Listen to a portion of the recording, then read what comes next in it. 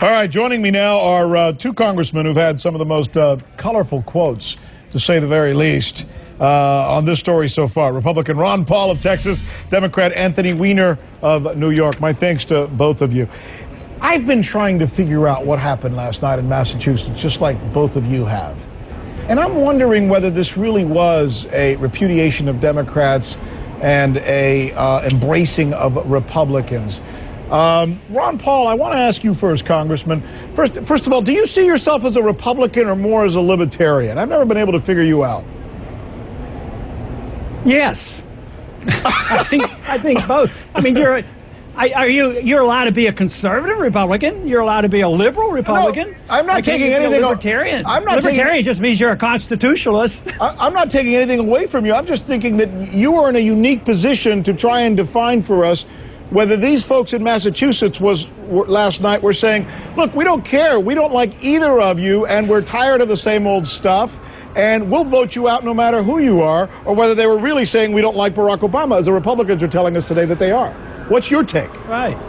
Well, my take is that I'm apolitical, and I think right now that's very popular, the people that say they're independent. I've never thought a whole lot of the political parties, so some of my legislation gets as much support from the Democrats as they do the Republicans. So, no, I think the issue is whether you're right or wrong, and I happen to believe strongly in transparency and privacy, and a lot of liberal Democrats will support me on that, and they will on foreign policy as well. What are Democrats like Anthony Weiner wrong about that cost them Massachusetts last night? What are the Democrats wrong about right now? What's Obama wrong about?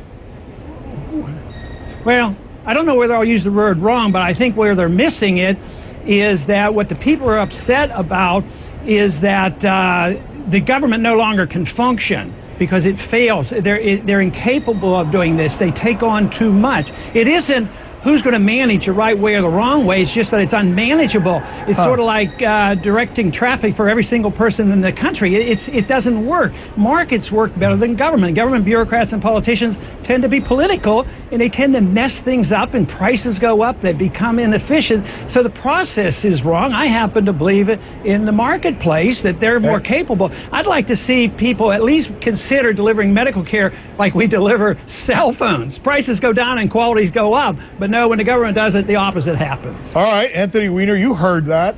That's an interesting analysis he provided you with, giving you perhaps some information you can use as a Democrat. What's your take?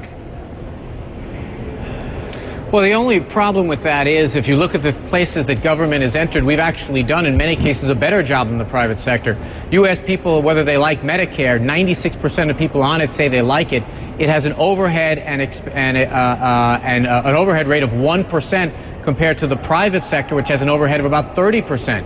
And in terms comes to containing costs, actually we've done a better job on Medicare despite the fact they're all senior citizens. Look, the problems that Democrats have had recently, we've kind of gotten away from the things that we know work and that people like. You know, we've made compromises to get rid of the public option. That would have been competition, more choice, going in the direction that Congressman Paul wants to go into. We jettisoned that on the altar of getting 60 votes from our senators, and we forgot that the American people are pretty smart. They watch these things and they say, what is it exactly that the Democrat health care plan is supposed to be about, if not something like the public option or expanding Medicare? That I think is the mistake we've made. You know, Congressman Paul is one of the rare, truly consistent guys in Congress, and we all respect him for that. I mean, sometimes, you know, I'm not sure he's in touch with the mothership on some of the things he proposes, but he's always consistent. And but in this case, he just happens to have it wrong. Go ahead, Congressman Paul. Okay, your turn. On the Medicare, yes, some people are satisfied with Medicare, but what he failed to say is it's bankrupt. The end stages are there, and you just can't whack away like they proposed, taking away some of the Medicare benefits. Take the housing. You can say public housing is great. Everybody gets a wonderful house. We make interest rates low. We give them no down payments. Everybody's happy until they lose their house, and we bail out Wall Street. So you don't want government. So it's a failed system. Congressman Paul, you don't want government in anything?